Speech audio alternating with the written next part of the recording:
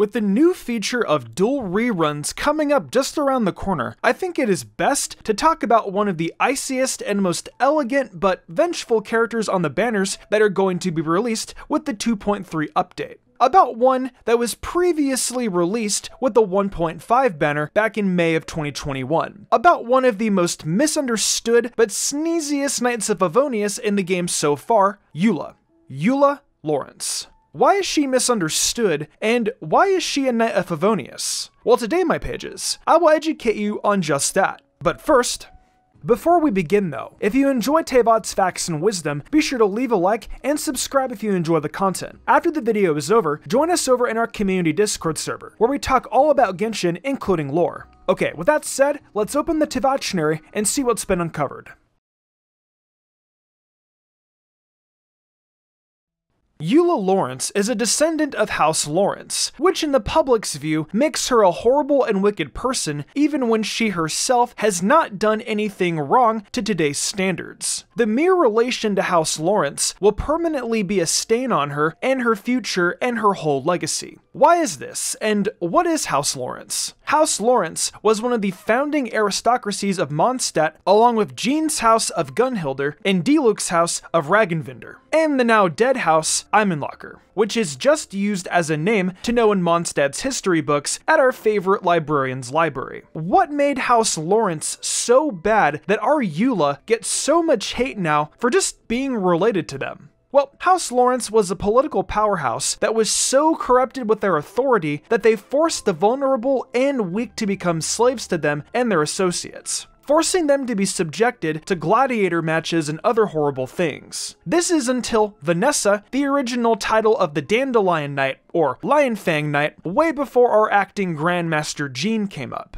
Vanessa, with the help of our resident drunk, abolished the cruel acts of House Lawrence, freed the slaves, and established true freedom. I made a separate video on this if you're interested. Link will be in the description. The citizens of Mondstadt, now even at the mention of the name House Lawrence, become hostile and defensive, trying to avoid the subject whatsoever, as it is incredibly taboo in their eyes. With this, Eula has a hard time talking to anyone or interacting within today's society, including her fellow knights, other than Amber's grandfather, and in turn, Amber as well. Amber's grandfather raised and mentored them both because he felt like he too was in the same boat as Eula. He loved them both as they were his own children. Amber's grandfather taught Eula an open-mindedness and down-to-earth persistence, helping her to find herself and discover a way to persevere through the difficulties her bloodline caused her. Even with the taboo of House Lawrence in Mondstadt, you can still find the glacial seal, the symbol of House Lawrence, among a few of the weapons and artifacts of the Royal series and the Noblesse Obliged sets.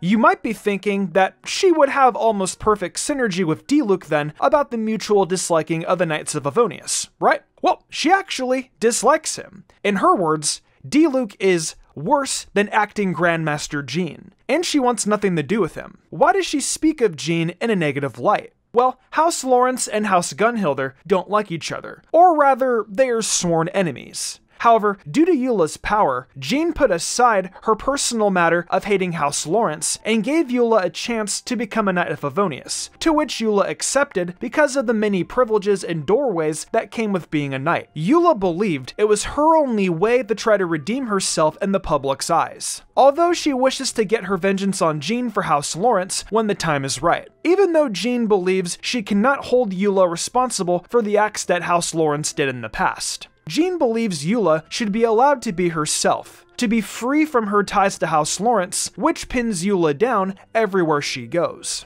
Eula, during the time of her becoming a knight, became even more jealous of everyone, including Amber, despite being raised with her. On Eula's first day of being a knight, Amber showed Eula everywhere she needed to know around the headquarters, including her dormitory and elsewhere. Amber even cleaned up Eula's dormitory for her to make her feel welcome and accepted into the Knights, because Amber understood how Eula must have felt, especially on her first day. Eula believes Amber and everyone else sees her as the older sister that has to get her younger sister, Amber, to do everything for her. She hates this feeling, so she also plots vengeance against Amber for this too. While being a knight under Jean, Eula became quite jealous of Jean's younger sister, Barbara, for being able to show herself to the public in any way she wants, while still receiving love and admiration from everyone. She can't imagine what a shining idol would want anything to do with her due to her coming from such a horrific dynasty. However, she does not show any sign of wanting vengeance against Barbara, most likely due to how pure Barbara is.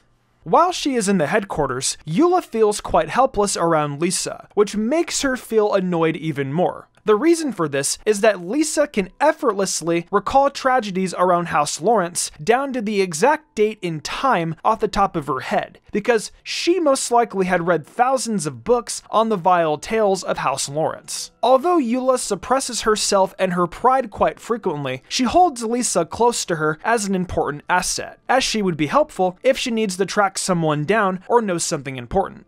You might be thinking that she might not have any true friends or people that she holds dear to her at all. Yes? Well, no. She is surprisingly good friends with Yanfei. Eula did save Yanfei's life from the Abyss Order after all, and now she has Yanfei in her debts. So she calls on her from time to time to assist with things. She really enjoys the fact they both aren't exactly the most conventional duo. Over a fair bit of time, Eula is now viewed as a trustable and reliable ally when called upon by her fellow knights. Although her fellow knights see her controversial comments about vengeance, especially those against acting Grandmaster Jean, they just view them as a mere byproduct of her personality and dismiss them accordingly without causing too much of a fuss. Speaking of fuss, did you know that one time Sucrose gave Eula a piece of equipment and told her that it would assist her in her next mission against the Abyss Order? Well, during the mission, it instead blew up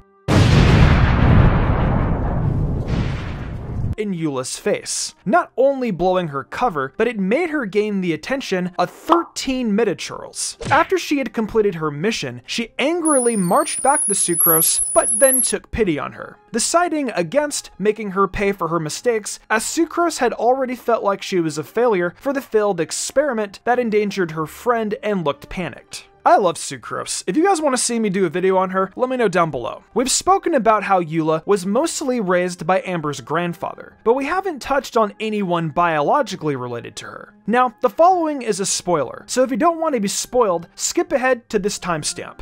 Eula has a biological uncle named Schubert that we get to meet in Eula's story quest. Schubert and Eula do not get along whatsoever, as Schubert believes Eula is a traitor to House Lawrence and thinks of her as filth and doesn't want anything to do with her. However, the real traitor here is Schubert, still believing in House Lawrence's old corrupt ways. He schemes and plots with the Fatui to return House Lawrence back to its, in his eyes, former glory. However, he secretly dislikes the Fatui and believes them to be nothing more than savages, but he is forced to get along with them in order to achieve his ideals, and understands they are great business partners. Eula thinks this is disgusting behavior, and is totally appalled by his actions, especially as she wishes so badly to redeem herself because of her ties to such a horrific house.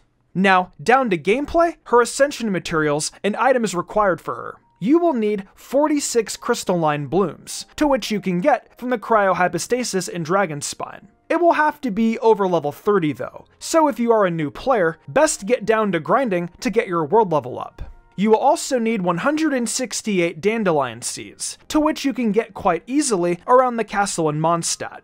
As any other character also requires Shivada Jade, Eula is no different. You will also require 18 damaged masks, 30 stained masks, and also 36 ominous masks. But I don't have to explain the most common drop to you guys, right? For Eula's talents, you will need 21 guides to resistances and 38 prophecies of resistances. Well, that wraps up everything you need to know about Eula Explained. I hope you guys learned a thing or two about Eula, as she is one of my favorite characters by far in Genshin Impact. I'm really excited for her upcoming rerun, and the Dragon Spine stuff looks really spicy. If you're a Eula main like myself, type #Eula main in the comments below. Anyhow though, I'm gonna wrap this up. Thanks for opening up the Tebachinary, and with that said, I will see you in the future for more Genshin Impact content and lore.